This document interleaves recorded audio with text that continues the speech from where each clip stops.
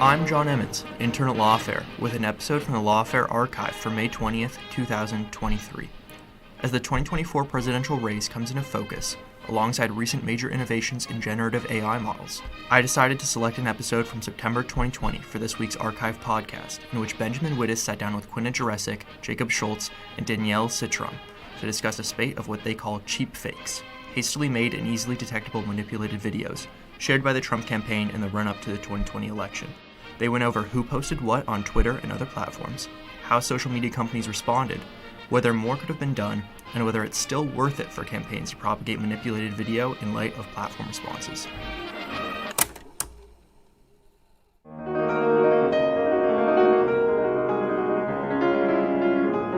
I'm Benjamin Wittes, and this is the Lawfare podcast, September 9th, 2020. It was a big week for manipulated video and audio content. Within 36 hours, senior Republicans or people associated with the Trump campaign 3 times tweeted or posted or shared manipulated audio or video on social media, prompting backlash from media and the tech companies. Last week, Lawfare's managing editor Quinta Jurecic and associate editor Jacob Schultz wrote a piece analyzing these incidents. They came on the podcast to talk about it. So did Danielle Citron, a professor of law at the Boston University School of Law and a MacArthur Fellow, who has written for Lawfare and appeared on the Lawfare podcast on issues of deepfakes and, in this case, cheap fakes. It's a wide-ranging conversation. Who posted what on Twitter and other social media? How did the companies respond? What more could they have done? And is posting manipulated video still worth it, given what the companies now do? It's the Lawfare podcast, September 9th, Cheap Fakes on the Campaign Trail. Jacob, get us started. What was it that happened last week that caused you and Quinta to write this piece?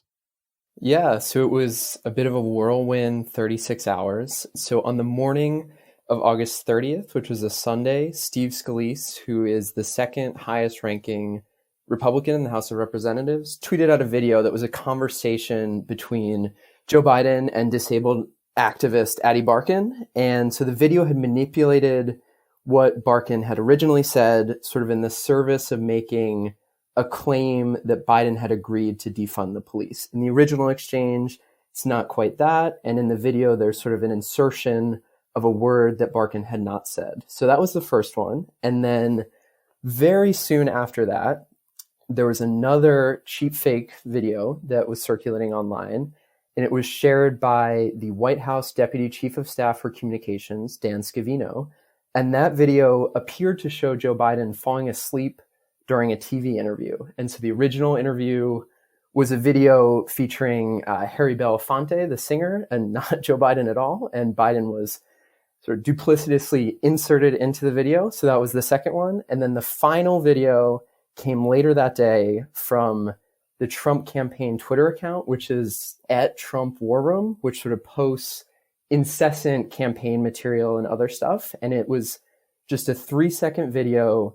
And what it purported to show was Biden saying, quote, "You won't be safe in Joe Biden's America." Now, that video in reality was part of a way longer exchange, Biden giving a sort of talk where he was parodying the talking point made by Trump, Pence, and others who sort of incessantly raised the point that, you won't be safe in Joe Biden's America. So all 3 were sort of very quickly edited videos that sort of twisted the words of, in all instances, Joe Biden to make him seem worse and to sort of portray a facade of something that didn't happen. So, Quinta, you guys created a kind of theory out of these 3 incidents. What do you think they stand for and why?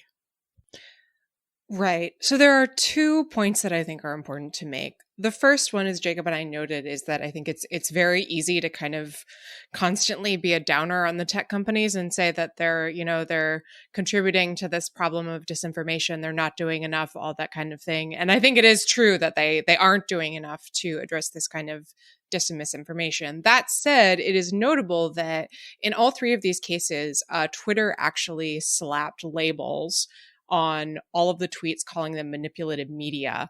And in at least one, possibly 2 of the cases, also limited the ability of users to share or like or respond to the tweets.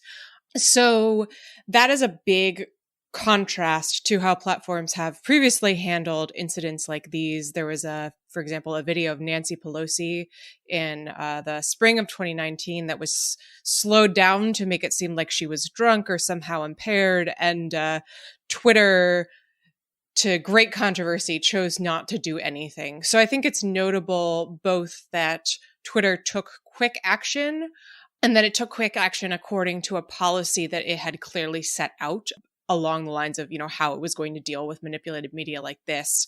The story with Facebook and YouTube is a little more complicated, but I do think that this shows there's a little more sophistication on the part of the platforms in dealing with this kind of stuff.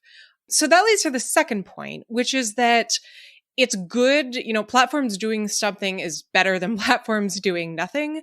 But I think we need to be clear about the limits of platform responsibility here. It is certainly true that Twitter, I think, was right to take action. I would argue that they might even have been more aggressive. But at a certain point, it becomes unreasonable to expect Twitter to be policing the information environment like this and to sort of stop information like this from spreading, when, frankly, the Republican Party and those who support Trump have sort of entered into a space where there are just no norms that are constraining them from manufacturing material like this, right? Steve Scalise tweeted this video. He seems to have, been somewhat chastened at least, but Dan Scavino, this is not the first time Scavino has done something like this. And in the absence of strong political and social norms against this kind of fakery in a political context, it's just going to be whack-a-mole as far as the platforms are concerned. And just to be clear, are you suggesting that this is a non-parallel environment, i.e. that the Republicans are sharing at high levels on a semi-frequent basis doctored videos, but that there is no similar activity on the Democratic side? I would say that that's a correct framing of the issue. I actually thought it was notable that over the last couple of days, I saw a video that was being passed around on Twitter that someone had edited to make it seem like Trump was ambling around.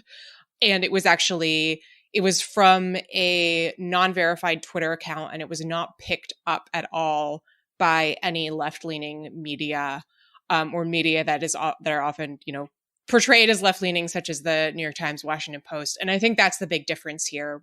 It's not that there aren't people who are left-leaning who produce this kind of content, but it's that the information ecosystem on the left and the center just doesn't function in the same way that it does on the right and the far right, that there is a sort of a mechanism to curb that kind of behavior so it doesn't get amplified and rewarded. And that just doesn't exist in the Republican Party right now.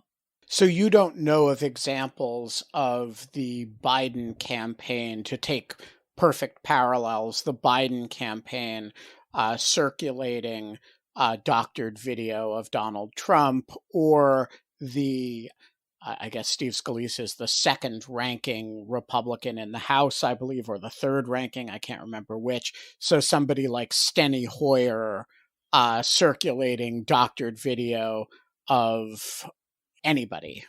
Is that fair?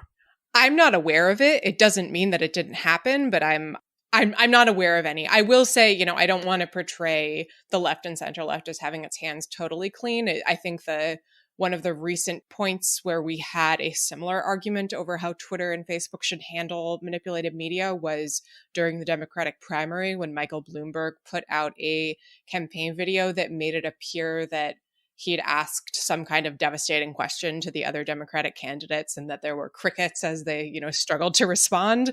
That was not how that interaction went down. And I remember there being a lot of discussion on the time among journalists and people in the Democratic Party about whether or not that was appropriate.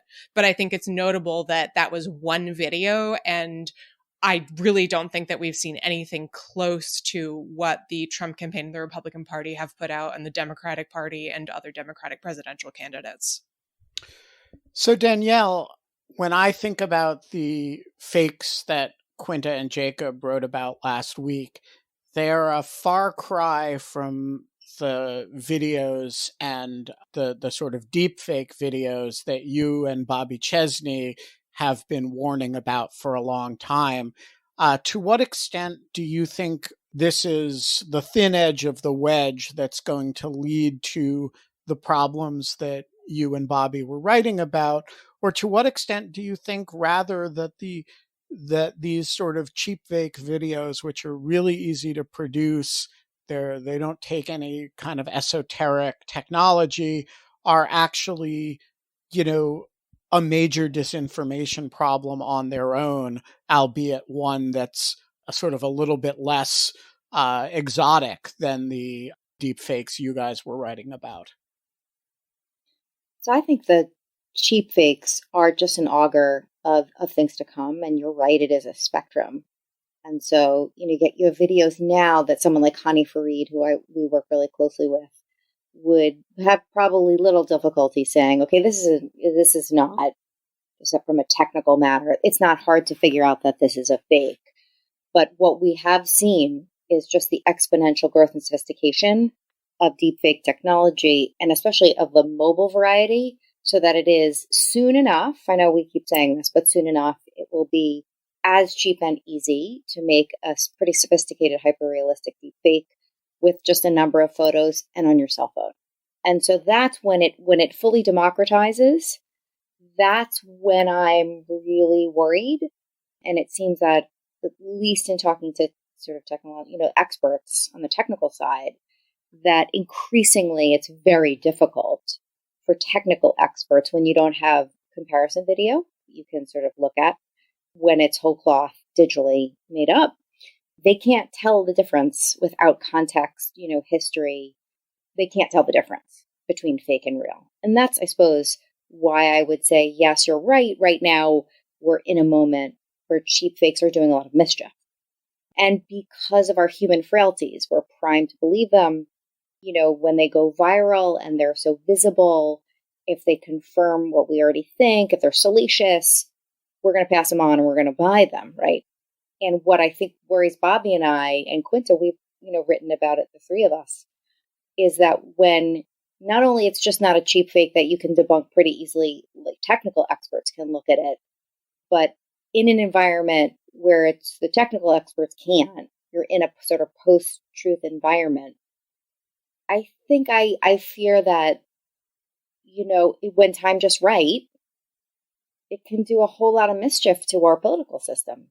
And, Quinta was saying earlier about sort of we're in an environment of like a no responsibility zone, right? And then that leads us to our work in thinking about Section 230. And while Section 230 may do very little when it comes to the sort of political speech that we would say isn't defamatory, that is arguably opinion and parody, right? Section 230 is still something I think, and you guys can decide if you want us to talk about it, that I think has to be part of the conversation in an environment where deepfakes cause a whole lot of concrete harm to specific people. So Jacob, you have actually done a bit of a study of these highly mobile fake video apps, and you and I have played with them a fair bit. What can you do right now on your phone with an app you can download from the iTunes store? How easy is it, and what is not yet doable? Yeah, it's a good question. I mean, as a first thing, you have plenty of choices. So there are tons and tons of these apps that you can download from the App Store that you they sort of fall into two buckets. There's the ones where you take a picture of your face, or you take a picture of someone else's face, and you can sort of smush them on a list of preset videos or preset GIFs. And like most of these apps, the choices are pretty benign. It's sort of goofy. Most of them are like a video of the protagonist on a TV show doing something goofy, and you can stick your face on it, or you can stick someone else's face on it.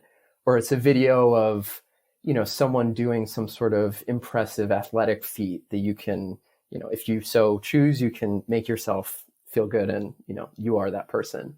And then a second bucket of them is sort of, I guess they sort of are more just like Photoshop apps. So you can upload two separate pictures. One is someone's body doing something, and then the other would be a face. And you can the apps will sort of help you affix one to the other, and you can create basically any sort of image that you like. And these are sort of, for anyone that has basic fluency with Photoshop, these apps aren't really doing anything that you can't do on Photoshop, but it's sort of this instantaneous, I can do this in 10 seconds, put my face on, Justin Trudeau's body shaking Donald Trump's hand, and it's done, right? So that's obviously one application. Those types of apps have more pernicious uses. If you can upload any two pictures, that means that one of those two pictures could be something, sexually explicit, and then you're creating a form of non-consensual pornography. So that's a bucket of these apps. And then on the other hand, these sort of preset list GIF apps where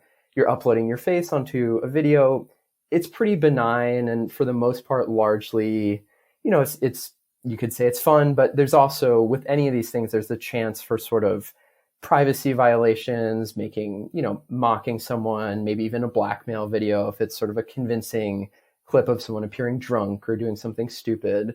But I would say, based on, particularly after doing this piece last week with Quinta, I'm sort of at the point where these apps are, in the future, probably something that are going to be a challenge from a democratic perspective. But I think in the more near term, on last Sunday and Monday in 36 hours, things that maybe required a bit more technical legwork. Someone had to use a computer to clip a video, but they're sort of not, these videos that we saw from Scalise and from Scavino, they don't fall into the same bucket of things that people traditionally sort of center their anxieties around or sort of, play with on the App Store.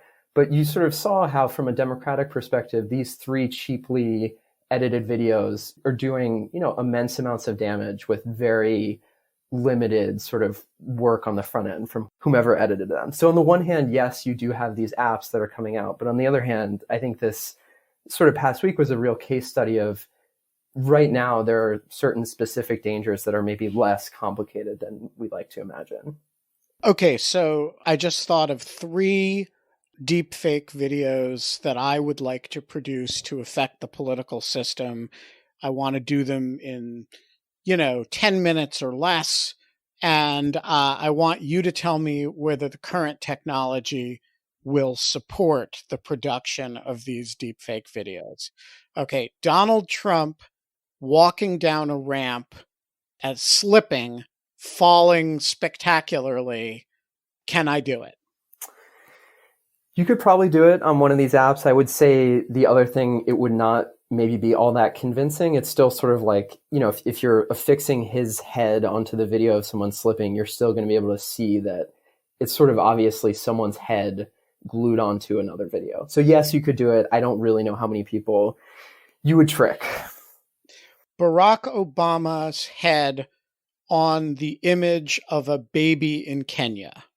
Yeah, you could certainly do that. And I would say we actually saw something fairly similar to that back when the Soleimani strike happened. There was Representative Paul Gosar, who's a Republican congressman from Arizona, actually tweeted out a edited picture of President Obama shaking hands with someone who he purported to be the leader of Iran, but was actually a former prime minister of India. So these types of things do happen, and I do think you could do that on your phone these days. Okay, last one. I want Nancy Pelosi in her voice on the floor of the House speaking a speech that was actually given by Kevin McCarthy. I will caveat this. I'm no technical expert, but that to me seems pretty implausible at this point that anyone could do with any sort of deliberate speed. Well, thank God for small miracles. Okay, Quinta. So one of the points that you guys made in this piece last week was that the nature of Adi Barkan's disability, which is he has ALS and he speaks through a voice synthesizer, made precisely the kind of video that Jacob just said I couldn't make about Nancy Pelosi makeable, because you could imitate his voice synthesis and you don't see his lips moving. And so the features that make the video that Jacob said he can't deep fake for me about Nancy Pelosi, you can kind of do about Adi Barkan. Your thoughts? Right. So first off, I want to thank Danielle for her insight in talking this through with Jacob and myself, because we bounced a lot of stuff off her early on in writing this. But yeah, that's right. So Barkan, in a op-ed in the Washington Post, described his own voice as Hawking-esque, as in Stephen Hawking. So, as you say, he has ALS. He uses voice assistant technology. So essentially, his lips don't move, and a computer generates the words that he's using based on eye movements. So that means a couple of things. The fact that his lips don't move, I think, is significant because, as Jacob may have been thinking in terms of Nancy Pelosi giving a speech that Kevin McCarthy actually gave, it's actually kind of hard, at least with a technology that's easily available on a quick turnaround. And Danielle, correct me if I'm wrong, to make it look like someone's mouth is moving in a natural way and saying words. So the fact that Barkan's mouth isn't moving means that it's a lot easier to just add an extra bit of audio in without it being obvious that that's what you're doing. The other thing is that, because the program that Barkan is using doesn't sound like human speech that's not computerized, the diction is different. There's less variation in tone. It sounds, computer generated, which is what it is. I think to my ears, at least, that sort of overwrote the natural awkwardness that you might hear if you were moving audio around. So for example, if you wanted to, not to give anyone ideas, but if you wanted to clip words from something I said in the last couple minutes to make it sound like I was saying something terrible, it wouldn't sound very natural. It would sort of go, and it would be all over the place. And it would be clear that you'd edited it, because the Barkan's speech it's sort of jerky because of the way that the computer generates it. I think it didn't have that immediate sort of sense that you get of, oh, this has been edited. I will say, as Jacob and I noted, it's a little unclear how specifically his voice was edited in.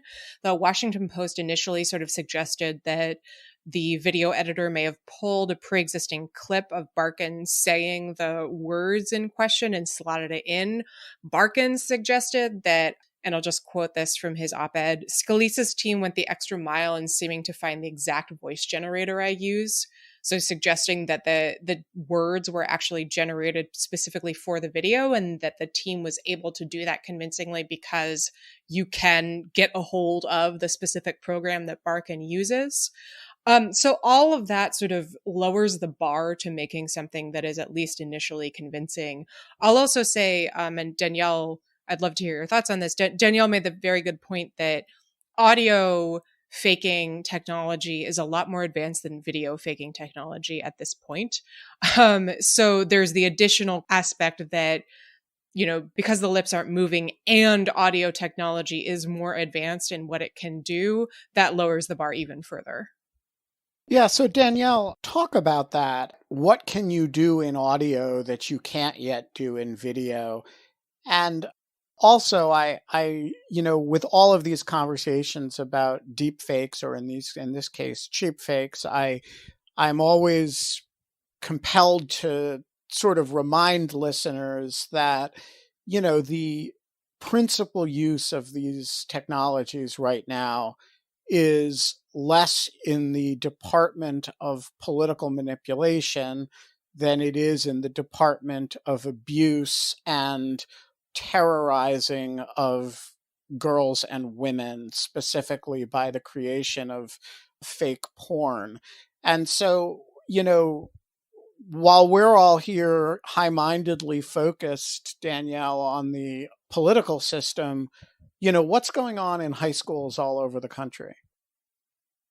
Sure. Okay, so just really quickly on the audio question, my understanding is that, and I realize this may not be on the market or that is open source, but that audio can now be made out of whole cloth, like digital whole cloth. You can, with incredible sophistication, have someone's voice seemingly say something they never said, so long as you have prior examples, right, of their voice. So that is slightly different in the sense of now we're not quite yet in terms of absolute whole cloth creation of video and paired with audio out of whole cloth in a way that seems seamless. We're still, getting there. As to the question about, what is it like on the ground? A year ago, there were 15,000 deepfake videos online, and 98% were deepfake sex videos, and 96% of those videos were of women. So women's faces. So essentially, nearly all of the 15,000 deepfake videos were deepfake sex videos, and nearly all of them, like 96% of them, were of women's faces being inserted into pornography without their consent. And Jacob, rightly noted before that is a species of non-consensual pornography, deepfake sex videos, and by my lights, fundamentally an invasion of intimate or sexual privacy. And ready, guys? It's now a year later. There are now 50,000 deepfake videos online. And again, same lineup, right? Nearly all of them are deepfake sex videos, and nearly all of them are women's faces being inserted into form. It's not just celebrities from the US, it's well-known women and just ordinary, girls and women from South Korea, from other parts of the world. So this is a global problem. Ben, you asked about, so what's happening in high schools, right? I mean, we have long seen mischief, of course, with the non-consensual sharing of sex, like of genuine images shared, that where you have many more girls being pressured into the sharing of videos and many more girls' intimate images being shared without their permission. But of course, it happens to boys and non-binary folks too. And so, your question about, are we seeing deepfake sex videos, right, of kids, right? So that it would be a virtual form of child pornography. I imagine that, on the dark web, there is a whole lot of it, right? And a recent, like the biggest child porn operation in the dark web was busted up a year ago, run out of South Korea, with very light fines to the people running the site and very light fines to the viewers in South Korea, because they just deal with it like it's a public decency problem, right? They don't care that it has, it's all about the rape of children. But even there, so I would imagine like the real child porn that's, appearing on the dark web, I imagine that, no doubt, right? Think about the kind of screen grabs that's feasible. We surely would see that on the dark web. And do you see a connection between the political stuff and the intimate abuse stuff? I mean, I have this reaction to both that, so like Nancy Pelosi looks drunk and it's clearly a manipulated video.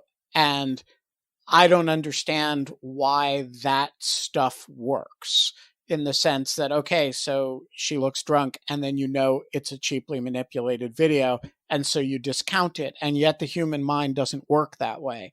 And similarly, you're a bunch of 15-year-olds and you see a video of your friend in high school in a pornographic video that you actually know she never appeared in.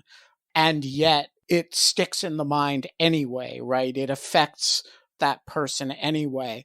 And so my question is, why is this stuff political and personal effective even when everybody knows it's garbage? Audio and video, the power of the images, it's kind of amazing. And on the one hand, we've long said the power of the image is laudable. Think about human rights violations. When we can see something right? Where we bear witness when we see something or hear something, and we say we don't need to rely on third parties. We've seen it with our eyes.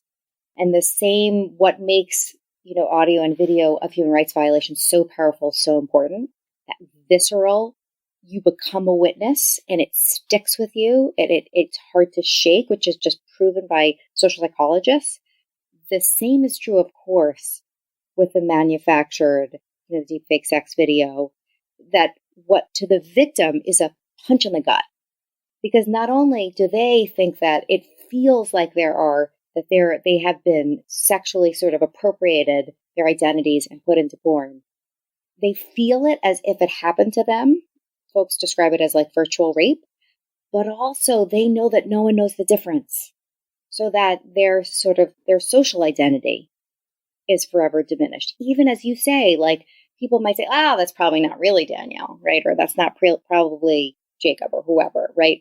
But nonetheless, the impact of video in particular, the image, you have folks from Susan Sontag to scholars of film writing about how powerful and potent images are.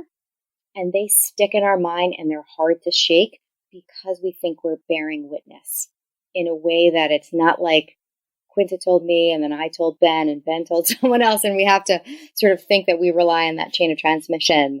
We don't need to rely on someone's credibility. We say we've seen it. And that's why it has such a punch. Jacob, how clear is it that the political entities that posted these videos knew that they were fake when they posted them? Is it possible that we're dealing with innocent error or semi-innocent error, or were these clearly malicious acts on the part of Steve Scalise and Dan Scavino and the Trump War Room? Yeah, no, it's a good question. I think for Trump War Room and for Scavino, it's not immediately clear, though I will reiterate, as I think Quinta said earlier, this is not the first time that Scavino has been sort of found out tweeting these types of videos. I believe it's happened at least once, and he, has been confronted with this and made the choice to do it again. So while we may not know in this particular instance, we do know that this is, something that he's familiar with. In the case of Steve Scalise, it's actually a bit of an interesting situation. So the next morning after he had posted this video, he got sort of a primetime invitation to come on Fox and Friends, which is, Fox News's prime morning show. And the host of Fox and Friends asked him to sort of respond to what they referred to as the accusations that he had manipulated the video. And Scalise, while he's on air, he acknowledges that the video was fake, and he says, it shouldn't have been edited, but he never went as far as to apologize. And he actually kept sort of insisting that the underlying point that they were making with the edit, the sort of political point that they were making, was correct. So it's not really clear whether or not Scalise knew at the time of posting that the video was fake, but he, once confronted with sort of, I would say multiple fact checks that made pretty clear that it was fake, he acknowledged it, but never really went as far as to apologize. And it's actually an interesting situation where in the past, I referenced Paul Gosar, who had posted the manipulated picture of President Obama after the Soleimani strike. And there's this pattern of when people are confronted, particularly of posting political fake videos and fake images, but also of posting, pornographic or anything sort of fake videos, there's an assertion that, yes, I knew that this was fake, but it's clearly a parody, right? Like, why didn't you get the joke? This clearly isn't a real picture of President Obama, et cetera, et cetera. So I actually thought it was interesting in this instance that Scalise sort of more flatly just said it shouldn't have been edited, but he didn't actually, he didn't go the parody route. He instead went the route of saying, yes, it was edited, but that doesn't really matter because the point that it was making is descriptively true. Quinta, if you were Steve Scalise or Dan Scavino or the Trump War Room at this point, what would the lesson you take from this episode be? Is it that you got a bunch of negative attention as a result of it? The negative attention exceeded the value of the video for however much value it had? Therefore, even if you have no moral or ethical objection to it, it's probably not such a good idea to do this anymore. Or conversely, would you take the view that, hey, it worked. We got 2 hours of a whole lot of attention to this. That attention will stick with people for a while. And, who cares if we got caught? Those jerks who were upset about it aren't going to vote for us anyway. Yeah, I would say emphatically the latter. But wait, why would you say the latter? I mean, walk us through the calculation that you would make and why you would be confident that the negative attention that the episodes received was not a problem for you. Right, absolutely. So this is what I wanted to get to in sort of pointing out Scalise. The fact that Scalise apologized, I think, is interesting because he is the only one who is a sitting member of Congress. And as Jacob and I wrote in January, I think, along with Evelyn Dweck, the House Ethics Committee recently put out a guidance essentially saying that tweeting deepfakes or cheapfakes, manipulative media may violate House ethics rules and could lead to an investigation if members of the House tweet that kind of thing. I will note that the Democratic Congressional Campaign Committee has filed an ethics complaint regarding Scalise's tweet, but I have not seen anything about whether or not the committee has done anything. So for that reason, it struck me as interesting that Scalise was the one who backed down, because he's the one who you could conceivably imagine there being some kind of institutional pushback on the part of the ethics committee. On the other hand, Scavino and Trump War Room have sort of gone on their merry way and don't seem to have showed any remorse as far as I've seen. I think that is interesting to me, and it kind of suggests that, perhaps there's going to be a sort of a split between members of Congress who maybe, or at least high-ranking members of Congress who need to play it a little bit more on the straight and narrow, and members of the Trump campaign, or in Scavino's case, the White House, who can sort of go ahead and do whatever they want because no one's going to stop them.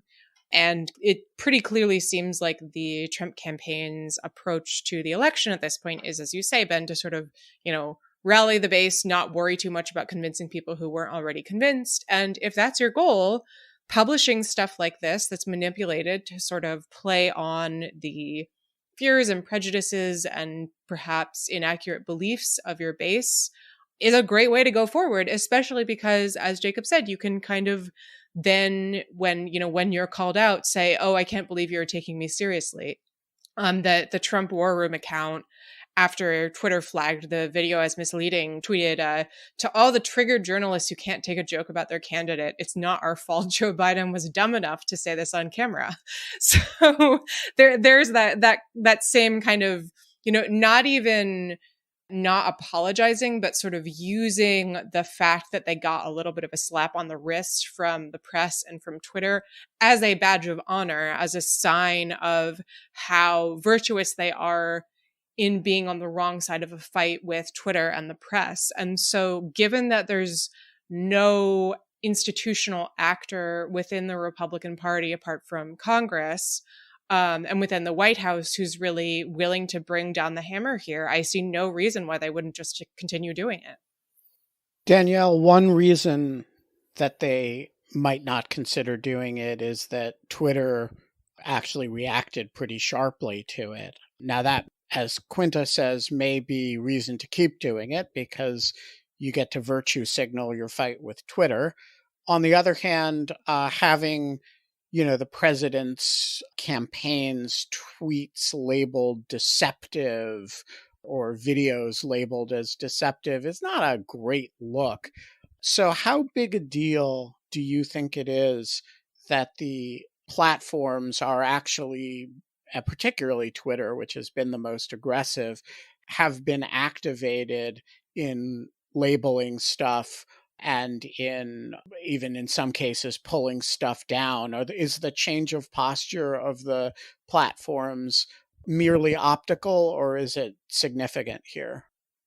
So I think Twitter has clearly not gone far enough, right? And I know, I feel like I can hear Quinta and Jacob say censorship, that is if Twitter had, it was in the business of aggressively removing, blocking, filtering, distorted, and forget deepfakes, just cheap fakes, whatever, distorted media that's demonstrably false and probably cause pretty significant harm to our democracy, let alone specific people. I think they're slapping on a label. It's like putting on a Band-Aid on a third-degree burn. It's just not doing much, right? And the reason why is because social psychologists, there's all the studies about, even if you say something is not true, but the more that you repeat the lie, even though the lie is debunked, people tend to remember the lie, especially if it's negative and novel. And so I just don't think this labeling business is doing much. And given the virality and decontextualization of so much content online, right? Like it appears in Twitter with a label, but then it appears elsewhere in a group text in 3 seconds and thousands of people see it. I think we need to do better. And I think it's false to call, when a company takes something down, it's false to call it censorship in the normative sense of disapproving of powerful government taking down speech. But in fact, Twitter wants to say they're First Amendment actors, meaning they enjoy First Amendment protections as private parties. They have their own speech interests. Well, you know what? First of all, the problem is you're not liable, so you can do whatever you want and make a whole lot of money on really destructive content and bear no responsibility for it at all. But I think they need to do better. If they're going to keep enjoying this immunity from responsibility, I want them to really step up to the plate. And I don't care if they're cries of censorship. That I love Quinta's line, the virtue in signaling that you're on the ropes with the press, like that. I love that. I don't know, Quinta, is that something you say all the time, or is I'm not reading it anywhere else? But that is just magnificently what they love this fight, right? And they would love Twitter, of course, to take it down, because then they can say, and we've been censored by big tech. But the truth of the matter is there's damage in the long tail, and I want to prevent that damage. Like, they can say whatever they want about censorship. I don't know what you think about that, Ben. So what does your ideal Twitter policy look like? I mean, if you were whispering in Jack Dorsey's ear and Dan Scavino tweets what he tweeted, or Steve Scalise tweets the video of Adi Barkan, like what happens in a Danielle Citron optimized world? Something like, and let's take those 2 videos. They're demonstrably false, right? I think they come down. I get the arguments about, we've got to have policies, and Twitter's policy right now is pretty close to where I recommend, right? That they say they're not going to take down parody and satire, but they leave it up to them. It violates their global terms of service if it's, digital manipulation that causes harm, right? Now, what they've done with that policy is in practice to slap up a label, right? They don't have to. They could take it down. And I think, in certain cases that do have a lot of high profile attention on them, that can do a whole lot of harm to democracy, take it down, right? And I realize it's hard to scale. I know. I know the responses, right? This is tough to scale. But in a moment, especially we're at this decision choke point with elections, we're in a moment where the less disinformation that can really shape views, the better, frankly, for our democracy. So I'd like to see them operationalize their speech policy more aggressively with takedowns. We are going to leave it there. Quinta Jurecic, Jacob Schultz, Danielle Citron, thanks so much for joining us. Thank you. The Lawfare podcast is produced in cooperation with the Brookings Institution. Our audio engineer this episode is Zachary Frank of Goat Rodeo. The Lawfare podcast is produced and edited by Jen Patja Howell. Our music is performed by the one, the only Sophia Yan. You need to do your part to promote the Lawfare podcast. Share it on Facebook, tweet it on Twitter. Don't manipulate any video when you do that, though. Upvote it on Reddit, pin it on Pinterest, and of course, make TikTok videos about it, but without downloading TikTok, because that's bad for your social media hygiene. And you should leave us a rating wherever you found us, and visit thelawfarestore.com for all your Lawfare merch. And as always, thanks for listening.